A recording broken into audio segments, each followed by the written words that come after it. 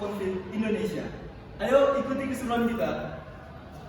Halo semuanya, saya Aditya Permana, tugas saya sebagai pewawancara. Perkenalkan, nama saya Vivian Hapsyah, saya sebagai editor. Muhammad Nofil Zaki sebagai kameramen. Halo guys, nama saya Iza Rais. Di sini saya berperan sebagai editor. Saya Siti Nurdiana sebagai notulen. Saya Nisa Lutfiana sebagai penulis skrip. Halo, saya Hafizan Isrina sebagai kameramen. Hai, saya Nisa Fitri. Di sini saya bertugas sebagai penulis skrip. Halo, aku Alfa. Tugasku sebagai pewawancara.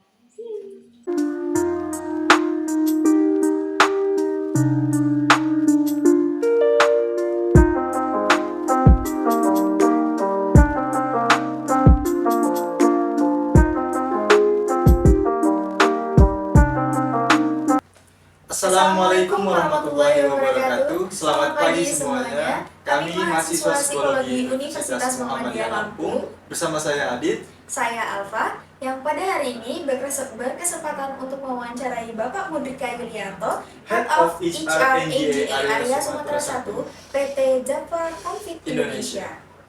Selamat pagi, Bapak. Pagi. Bagaimana kabarnya? Alhamdulillah baik, sehat-sehat. Semua sehat ya? Sehat. Alhamdulillah. Ini kami minta waktunya Bapak sebentar untuk ngobrol-ngobrol, boleh? Baik. Oke. Sebelumnya, mungkin Bapak bisa memperkenalkan diri terlebih dahulu. Oke, baik ya. Saya tadi sudah disebutkan nama saya Mudrika gitu ya. Saya di Java Konfit itu saat ini menjabat sebagai Head of RNGA Sumatera 1. Sumatera 1 itu berarti areanya dari Lampung, dan Palembang, dan Jambi ya. Bengkulu masuk areanya dari Bengkulu kami belum punya untuk poultry breeding ya, tapi untuk istilah kita punya. Jadi PT Java Konfit itu bergerak di agrobisnis ya, dengan banyak peternakan ya. Fokus yang tempat kami adalah di peternakan ayam ya, kita budidaya ayam, ayam potong atau ayam berdaging, dan kita juga ayam bertelur gitu ya. Senang sekali saya ini menerima adik-adik dari mahasiswa Universitas Muhammadiyah ya, jurusan psikologi. Terima kasih. Gimana? Bapak Mudrika. Bisa apa nih? mewawancari Bapak. Bisa apa nih? Silakan. Oke, masuk ke ini Bapak. Siap. Baik. Untuk pertanyaan pertama, bagaimana PT Java merekrut dan menyeleksi calon karyawannya? Apakah ada pemeriksaan psikologi sebelumnya? Baik, dalam proses rekrutmen ada beberapa tahapan yang akan dilakukan gitu ya. Tentunya yang pertama adalah seleksi administrasi ya. Tentunya kita juga akan melihat dari kebutuhan pekerjaan yang mau kita rekrut ya, kita hubungkan dengan pendidikan dan lain-lain. Dalam proses tes sendiri kita nanti ada tes tertulis, kemudian kita teruskan wawancara. Kalau di situ kita sudah bisa melihat ada potensi, kita akan melanjutkan kepada proses berikutnya, yaitu proses tes kesehatan dan tes psikologi. Memang untuk yang tes psikologi ini biasanya hanya untuk jajaran staf ke atas gitu ya. Kalau untuk teman-teman operator di lapangan ya cukup sampai dengan tes kesehatan. Kemudian, apakah PT Java menerapkan analisis jabatan Pak dalam perekrutan karyawan? Kalau perekrutan pasti ya, artinya pada saat penerimaan di psikologi itu kita juga pasti mengukur kira-kira potensi calon karyawan itu sesuai nggak dengan job yang akan diberikan ke dia gitu ya. Tapi dalam perkembangan berikutnya kami punya penilaian kinerja karyawan secara rutin setiap tahun gitu ya. Itu kita akan mulai menganalisa bahwa tenaga kerja kami sudah berada di tracknya yang cocok dengan kemampuan dia gitu ya. Dan kalau diperlukan ya kami sesekali melakukan asesmen ya, asesmen untuk mengevaluasi kinerja karyawan di bagian itu. Dan kalau ada peluang-peluang untuk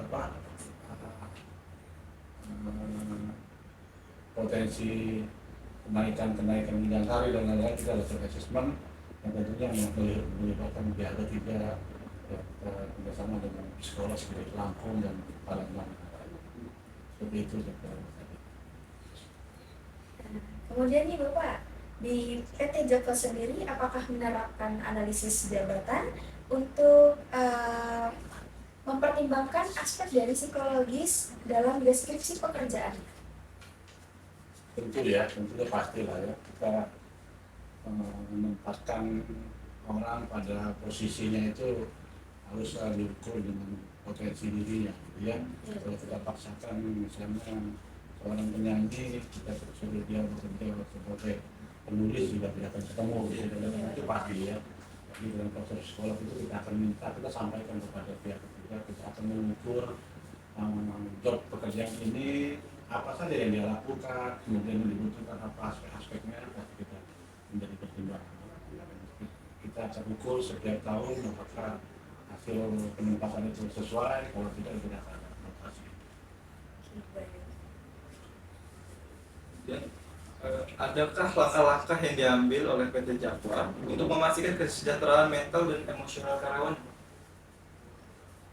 Kesejahteraan mental ini ya, lebih pada bagaimana kita bisa mengukur seorang karyawan itu merasa nyaman atau tidak ya, dengan kerjaan di posisinya dia gitu ya.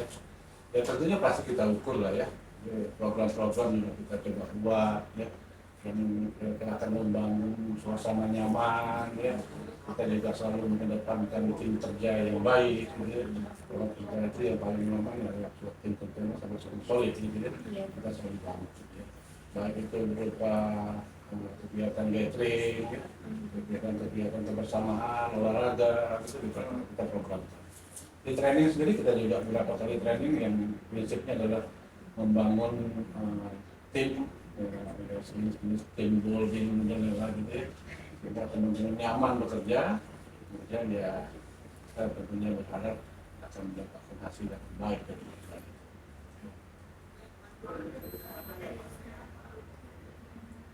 Kemudian Bapak untuk dari PT Java sendiri itu mengelola bagaimana caranya mengelola situasi konflik antar individu di tempat di tempat kerja dan mempromosikan kerja tim yang baik. Sejauh konfliknya masih dalam konflik memperjuangkan SOP pekerjaan, saya kira itu hal yang wajar ya. Pasti tidak selalunya berjalan mulus ya. Sesekali sentuhan kerja itu biasa. Tentunya kita juga punya semangat bersama bahwasanya ya kita harus maju bersama-sama ya. Tidak mendepankan keinginan dan kebutuhan individu gitu ya. Dan biasanya ya kita langsung memfasilitasi gitu ya. Kalau itu disampaikan ke kami, pasti kami akan tunjukkan, kita titik temunya kita akan ambil ya. Dan kita cari jalan selesai.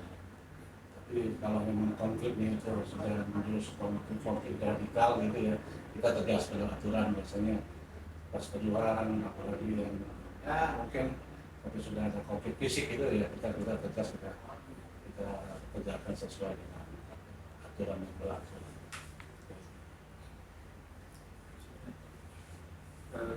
Bagaimana PT Java mengevaluasi keberhasilan program kesejahteraan karyawan dari sudut pandang psikologi? Bagaimana PT Java mengevaluasi keberhasilannya program kesejahteraan karyawan?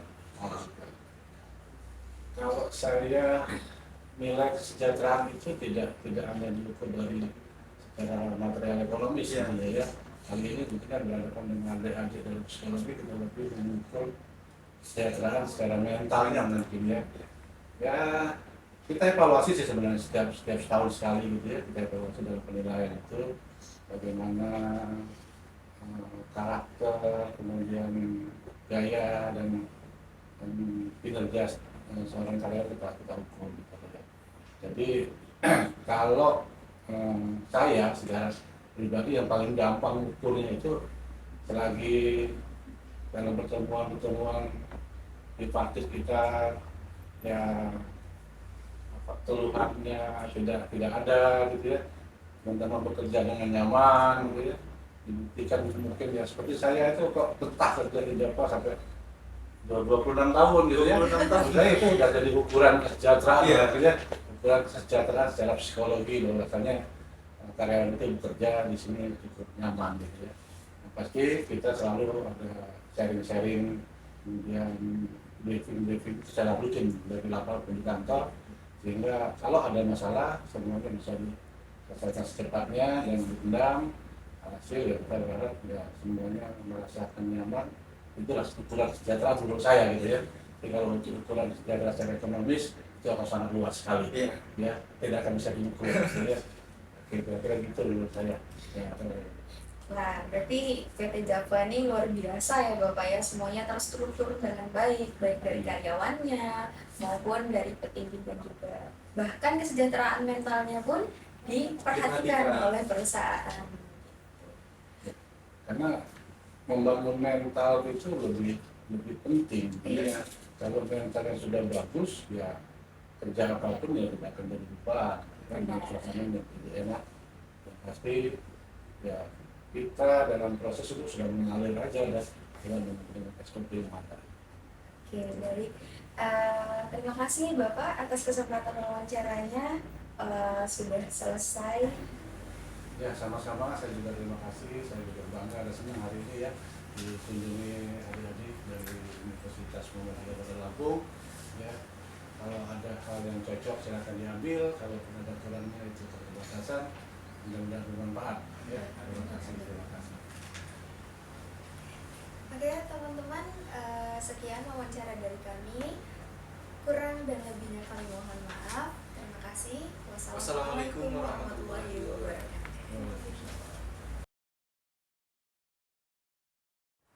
Buat adik-adik mahasiswa psikologi Universitas Muhammadiyah Lampung, teruslah belajar, giat mengembangkan diri menjadi yang terbaik. Gali terus potensi yang dimiliki.